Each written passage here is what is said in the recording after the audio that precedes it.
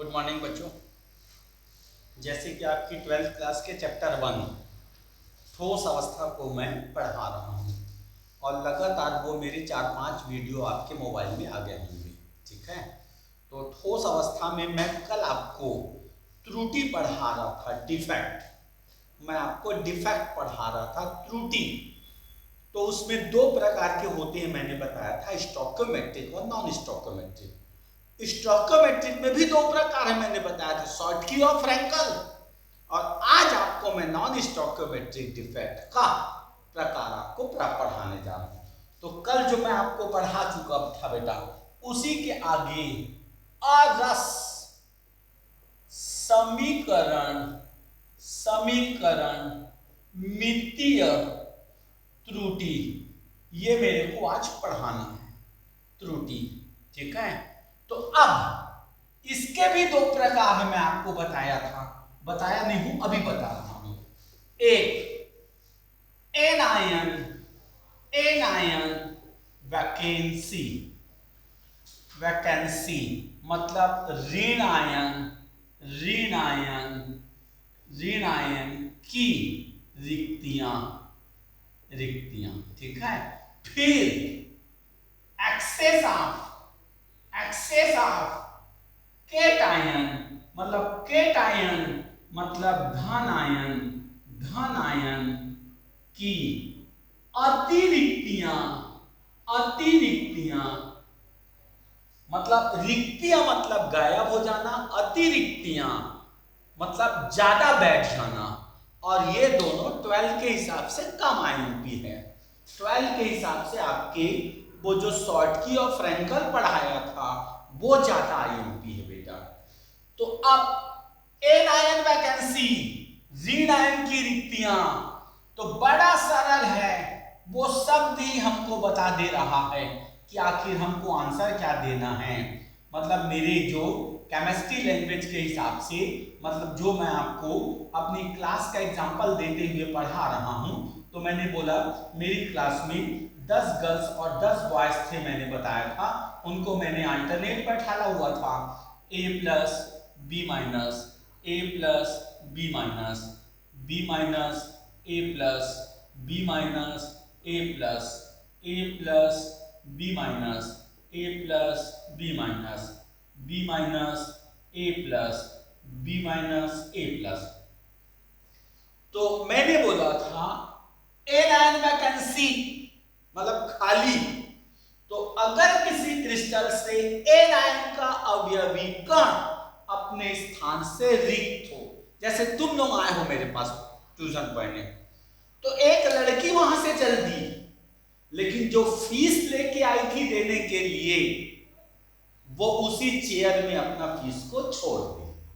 तो उसी तरह एनायन अपनी जगह को छोड़ के चल देगा, लेकिन उसमें जो इलेक्ट्रॉन है, ये इलेक्ट्रॉन है बेटा, वो वही रहेगा, क्योंकि हमारा केमिस्ट्री बोलता है अगर डिफेक्ट हो रहा है तो होने दो, अगर एनायन और केटायन के रेशियो में अंतर आ रहा है तो भी आने दो, लेकिन क्रिस्टल न्यूट्रल रहना चाहिए, उसमें चार्ज नहीं आना चाहिए।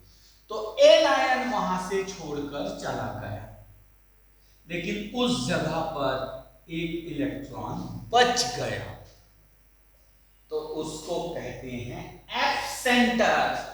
इसको हम लोग कहते हैं एफ केंद्र। और एफ केंद्र का अर्थ होता है रंगीन। जैसे नमक का पीला कभी कभी दिखाई देता है, नमक कभी कभी पीला दिखाई देता है, उसका कारण एनायन वैकेंसी, मतलब एनायन अपने स्थान से हटकर चला गया क्रिस्टल को छोड़कर, लेकिन वो अपना इलेक्ट्रॉन वही छोड़ गया। और सारे बच्चों को पता है अगर फ्री इलेक्ट्रॉन अगर बचा है तो वो क्रिस्टल कलर शो करता है। देखो, चालकता और कलर शो का दो रीजन है, मतलब चालकता का भी और कलर रिप्रेजेंट करने का भी एक ही कारण, इलेक्ट्रॉन एक एनर्जी लेवल से दूसरे एनर्जी लेवल में शिफ्टिंग होना। अगर फ्री इलेक्ट्रॉन है समझ लो फ्री इलेक्ट्रॉन है तो वो लोअर एनर्जी लेवल से हायर एनर्जी लेवल में चले जाता है, जिसके कारण कंडक्टर हो जाता है, और लोअर एनर्जी लेवल से हायर एनर्जी लेवल में चले जाता है, जिसके कारण वो रंगीन होता है। ठीक है, तो अब इसके कारण क्रिस्टल रंगीन प्रतीत होता है। तो 12वीं के एग्जाम में ये पूछ सकता है व्हाट इज एफ सेंटर। तब आपको उसका एग्जांपल देना है कि जब किसी क्रिस्टल से, क्रिस्टल जालक में से एक एन आयन का अवयवी कण अपने स्थान से रिक्त हो, लेकिन उस स्थान पर एक इलेक्ट्रॉन बंधा होता है जो पूर्व में उस एन आयन के साथ था, जिसके कारण वह क्रिस्टल रंगीन प्रतीत होता है, जैसे नमक का पीला दिखाई देना एफ सेंटर के कारण है। तो अभी आपको 12th में अगर पूछ सकता है तो what is F centre, F centre के बारे में पूछेगा बेटा। ठीक है, तो ये मैंने अब बता दिया। अब उसके बाद नंबर 2 में आपका बचा है excess of cation. Excess of cation, excess of cation का मतलब मैंने आप लोगों को कल वो शब्द बता रहा है, धन आयन की अतिरिक्तियां। मतलब नामदेव सर की क्लास में 20 बच्चे थे, कल से एग्जांपल देते चले जा रहे हैं। वो 20 बच्चे, एक लड़की एक लड़का बैठे हुए हैं, मतलब पूरे बच्चे हैं। एक लड़का बोलता है कि सर हमको पढ़ना है आपसे। तो मैं बोला चेयर हमारे पास नहीं है, तो बोला मैं जमीन में काम चला रहा हूं। बस ये पूरे बैठे हुए हैं, तो वो एक एक्स्ट्रा आके बैठ गया। जब मैं एक्स्ट्रा लाके बैठा तो दूंगा तो क्रिस्टल में पॉजिटिव चार्ज आ जाएगा, क्योंकि नंबर ऑफ पॉजिटिव 11 और नंबर ऑफ नेगेटिव 10। तो मैंने उसको बोला था तू आएगा, लेकिन साथ साथ इलेक्ट्रॉन भी लेके आएगा, ताकि मेरा क्रिस्टल न्यूट्रल बना रहे। तो उस एन आयन के साथ एक इलेक्ट्रॉन भी ऐड कर देते हैं, ताकि क्रिस्टल न्यूट्रल उदासीन बना रहे। जैसे एग्जांपल में zinc oxide, zinc oxide crystal को लगातार गर्म करते हैं, तो जो जिंक है ना, वो जिंक आयन वो अंतराकाशीय स्थान पे डिपॉजिट होने लगता है। और मैंने बोला सबका एग्जांपल आपको देना। जिंक ऑक्साइड क्रिस्टल को गर्म करने से जिंक आयन Zn+2 आयन अंतराकाशीय स्थान में डिपॉजिट होने लगता है, जिसे कहते हैं धन आयन की अतिरिक्तियां। क्लियर बेटा? तो ये मैंने आपको बिंदु त्रुटि के बारे में मैंने आप लोगों को पूरी जानकारी दे दी। बिंदु त्रुटि क्या है, कितने प्रकार के होते हैं, ये सब मैंने आप लोगों को बता दिया। अब उसके बाद मैं टॉपिक ले रहा हूं कोऑर्डिनेशन नंबर।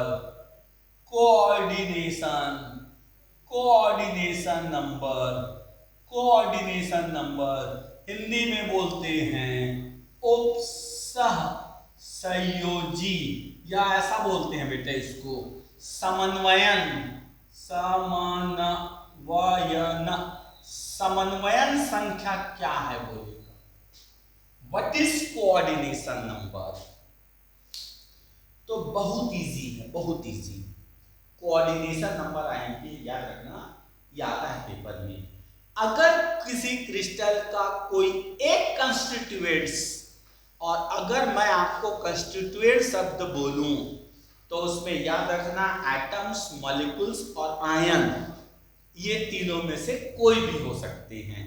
अगर कोई एक एटम अपने नियरेस्ट मतलब आसपास के जितने एटम से अटैच होगा, वो उसकी कहलाती है कोऑर्डिनेशन नंबर। ठीक है, जैसे मैं किसी बच्चे से पूछा प्रार्थना के लाइन में 5 बच्चों का मैं प्रार्थना ले रहा हूं स्कूल में, 5 बच्चों के प्रार्थना में आप पहले नंबर में खड़े हो, और मैंने पूछा तुम्हारी कोऑर्डिनेशन नंबर कितनी है, बच्चा बोला 5। गलत बेटा, उसका नियरेस्ट नजदीक एटम को बस गिनते हैं। तो बच्चा अगर बोलेगा सर मेरा कोऑर्डिनेशन नंबर 1, तब वो सही है। अगर मान लो कोई बच्चा बीच में बैठा, बीच में प्रार्थना दे रहा है और मैंने पूछा कोऑर्डिनेशन नंबर कितना, वो बच्चा बोला 5, तो गलत। उसके पड़ोसी, वास्तव में कोऑर्डिनेशन नंबर का मतलब होता है नंबर ऑफ पड़ोसी। पड़ोसी मतलब आपका जो घर जितने लोगों से जुड़ा हुआ है वो पड़ोसी होते हैं। पड़ोसी नहीं कि एक मकान के बाद वो पड़ोसी नहीं बेटा। पड़ोसी मतलब आप जिस मकान में रहते हो उस मकान से जितने मकान आपके टच में हैं वो पड़ोसी है। और नंबर ऑफ पड़ोसी इज कॉल्ड कोऑर्डिनेशन नंबर। जैसे मैंने यहाँ पे कुछ चीजें आपको इमेजिनेशन करवा रहा हूं, आप बता देना। मैंने बोला ए, और भी बना दे रहा हूं, चलो और भी मैंने बना दिया, और भी जब मैंने बनाया और मैंने पूछते जाऊंगा तो आप बताते जाना। ए का कोऑर्डिनेशन नंबर, ए का, तो ए जितने लोगों से घिरे हुए हैं वही उसकी कोऑर्डिनेशन नंबर। तो सर गिनते हैं 1 2 3 4 5 और 6, मतलब ए का कोऑर्डिनेशन नंबर कितनी, 6। अब अगर मैं मान लो इसका कोऑर्डिनेशन नंबर लेना है बी का, तो 1 2 3 उसकी पड़ोसी की संख्या। तो इस प्रकार आप आंसर लिखोगे। किसी भी क्रिस्टल में कोई धन आयन अपने विपरीत रेट नजदीकी अपने nearest number of anion से जुड़े होते हैं, उसको कहते हैं नंबर ऑफ कोऑर्डिनेशन नंबर। ठीक है। अब जैसे मैं आगे आपको जाके पढ़ाऊंगा सीजियम क्लोराइड का क्रिस्टल, आगे की क्लास में मैं धीरे धीरे पढ़ाऊंगा सीजियम क्लोराइड की क्रिस्टल। मैंने बीच में सीजियम को रख दिया बेटा, और सारे साइड में मैंने क्लोराइड आयन को रख दिया हुआ है, क्लोराइड आयन को मैंने रख दिया। तो आप देखो कि वो सीजियम कितने क्लोराइड से घिरा है, 8। तो एक एग्जांपल आप अपनी बुद्धि में बैठाना, सीजियम क्लोराइड में इनका और इनका कोऑर्डिनेशन नंबर 8:8 होता है। आपके 12th के ऑब्जेक्टिव खाली स्थान में आएगा सीजियम क्लोराइड में सीजियम का कोऑर्डिनेशन नंबर 8, क्लोराइड का कोऑर्डिनेशन नंबर 8, अपोजिट होते हैं। अब यदि आपके में पूछा NaCl में, तो इसका 6:6, ZnS में 4:4, इसमें से आपके 12th में पूछा जाएगा। सोडियम क्लोराइड के क्रिस्टल में सोडियम का कोऑर्डिनेशन नंबर कितना होगा, तो आप लिखोगे 6। अगर मान लो पूछता है जिंक सल्फाइड क्रिस्टल में सल्फाइड आयन का कोऑर्डिनेशन नंबर कितना होगा, तब आप उत्तर देना 4। ठीक है बेटा। तो ये मैंने आप लोगों को व्हाट इज कोऑर्डिनेशन नंबर, समन्वयन संख्या किसे कहते हैं, ये मैंने आप लोगों को बता दिया। अब उसके बाद पेपर में दिया, सुनते जाना। हो गया, पेपर में दिया, अगला क्वेश्चन एक और हम पढ़ा दे रहे हैं, सुनते जाना। ठीक। अब यदि मान लो पूछा सॉलिड स्टेज में, तो सॉलिड स्टेज में मैंने बताया था आपको, पढ़ाते समय मैं आपको बताया था बेटा कि उसको किस टाइप में बांटे हैं, एक अरेंजमेंट के बेस पर और एक नेचर के बेस पर। तो सुनते जाना, क्लासिफिकेशन ऑफ क्रिस्टल हो गया। एक मैंने आपको पहले बता दिया था, आज दूसरा बता रहा हूं। तो दूसरा में पहला है आयोनिक क्रिस्टल, आयोनिक क्रिस्टल हो गया, आयोनिक क्रिस्टल। दूसरा number covalent crystal, covalent crystal, covalent crystal. तीसरा नंबर में मॉलिक्यूलर, मॉलिक्यूलर क्रिस्टल, क्रिस्टल। चौथा नंबर में मेटालिक, मेटालिक क्रिस्टल। बहुत इजी, सबका डेफिनेशन बहुत इजी। अगर क्रिस्टल आयनों से बना हो, अगर क्रिस्टल आयनों से बना हो इज कॉल्ड आयोनिक क्रिस्टल। अगर क्रिस्टल आयनों से बना हो वो आयनिक क्रिस्टल। आपको पेपर में पूछा जाएगा, आपको पेपर में पूछा जाएगा कौन आयनिक क्रिस्टल है, किसे आयनिक क्रिस्टल बोलते हैं, जो आयनों से बना हो। NaCl, सीजियम क्लोराइड, ZnS, ये सब आयनों से बना होता है। जैसे मैंने sodium plus chloride minus, sodium plus chloride minus, chloride minus sodium plus, chloride minus sodium plus, ionic crystal. तो यहाँ पे एग्जांपल में NaCl, caesium chloride, zinc oxide, zinc sulphide, ये सारे आयनिक क्रिस्टल है। अब इसके गुण, गुण मतलब प्रॉपर्टी, आप इसकी प्रॉपर्टी को नमक को देखकर प्रॉपर्टी देना। नमक को देखकर पानी में घुलनशील, पहला। ठोस अवस्था में विद्युत का कुचालक, लेकिन द्रवीय अवस्था में विद्युत का सुचालक। आयनिक क्रिस्टल का गलनांक क्वथनांक सबसे ज्यादा होता है, इसका गलनांक एवं क्वथनांक सबसे ज्यादा। यह कठोर होता है और भंगुर होता है।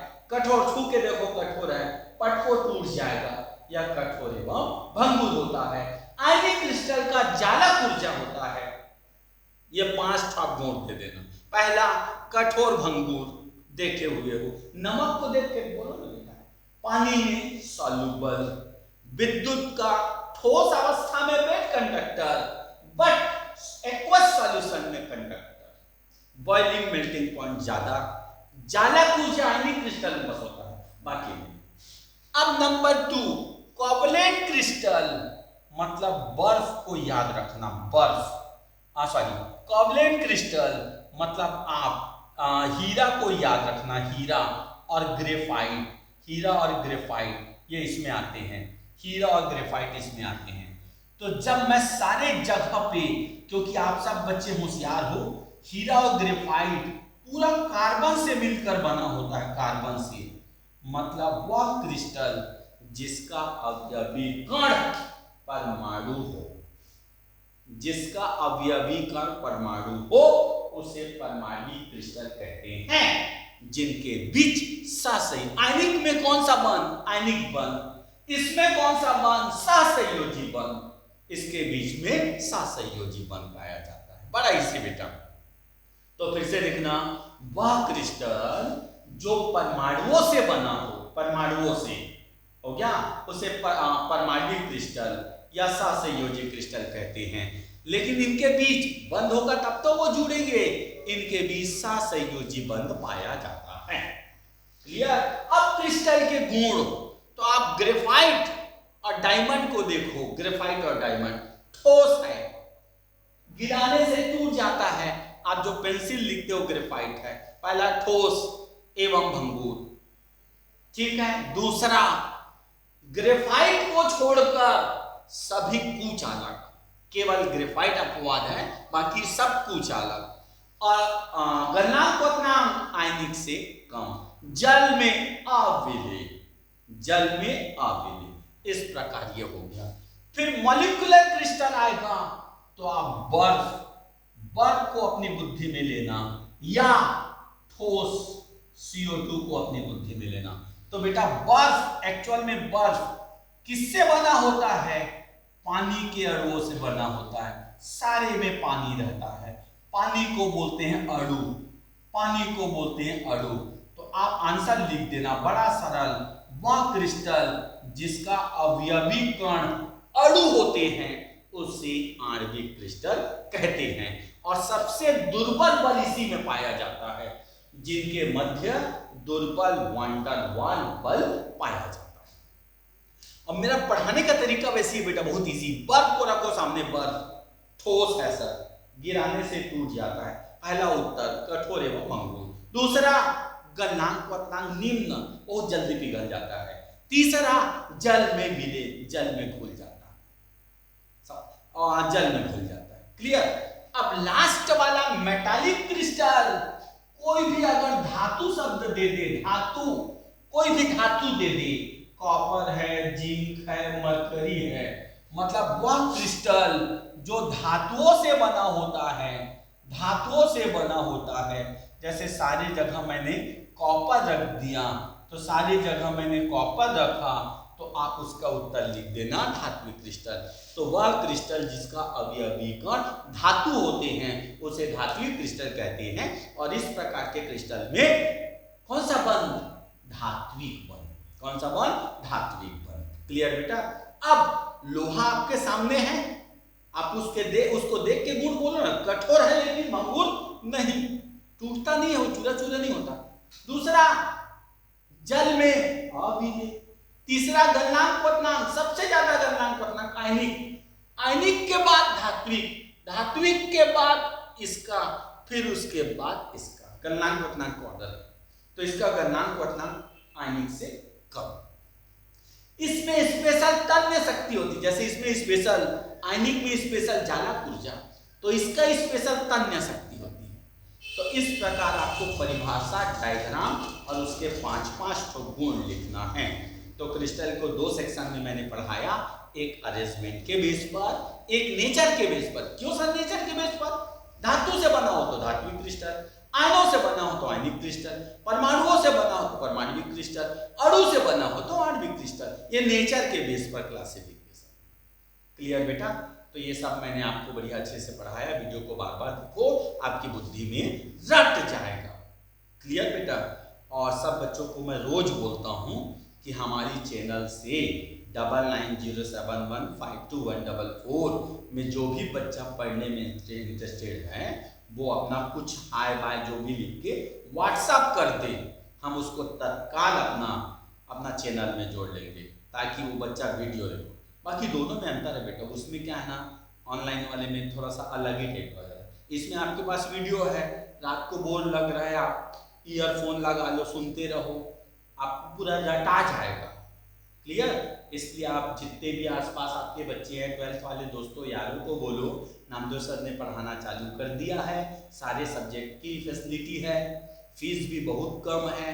तो 9907152144 में तत्काल व्हाट्सएप करो और आप हमारी 11th-12th की क्लास से जुड़ जाओगे।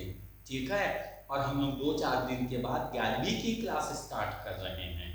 आपके जो भी भाई बहन हैं उनको भी बोलो 11वीं में जुड़े, ताकि 11वीं का बेसिक होता है।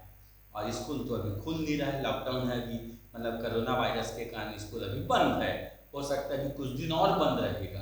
तो बेटा अपना 11वीं-12वीं कैरियर बनाने का ये तो ड्यूरेशन है, इसमें आप तत्काल हमारे ऑनलाइन से जुड़िए, क्योंकि हम लोग बाकी लोगों की तरह बहुत पैसा नहीं लेते, बहुत कम फीस में नामदेव सर पढ़ाते हैं, केवल सेवा है। ये तो हमारी व्यवस्था है, रूम रेंट है, चैनल वेनल, बहुत कम फीस है बेटा। लेकिन एक सब्जेक्ट का एडवांस आपको 1000 रुपये देना है, जो प्रकाश एक दिन आपको पूरा बैंक का स्टेटमेंट बताएगा, उसी बैंक में आप 1000 डाल देना और बोल देना केमिस्ट्री पढ़ना है, 2000 डालना तो बोलना केमिस्ट्री फिजिक्स पढ़ना है, 3000 डालना तीनों पढ़ना है। तो हम लोग लिस्ट बनाएंगे, बायो ग्रुप के कितने हैं, मैथ्स ग्रुप के कितने हैं, तो बायो ग्रुप वाले को बायो का वीडियो भेजेंगे, मैथ्स ग्रुप वाले का मैथ्स वीडियो भेजेंगे, जो केवल केमिस्ट्री होगा उसको केवल केमिस्ट्री का वीडियो भेजेंगे। इस प्रकार सारे बच्चे तत्काल अपना रजिस्ट्रेशन कराना चालू कर दो, हमको पता चले ना केमिस्ट्री में कितने बच्चे हैं, बायोलॉजी में कितने बच्चे हैं। तो अपना वो 990711 वाले में आप व्हाट्सअप करो और बताओ आपको क्या क्या पढ़ना है, और उनसे पूछो कौन सी खाता में हमको पैसा डालना। ठीक बेटा? Okay, good bye. बाकी कल पढ़ेंगे।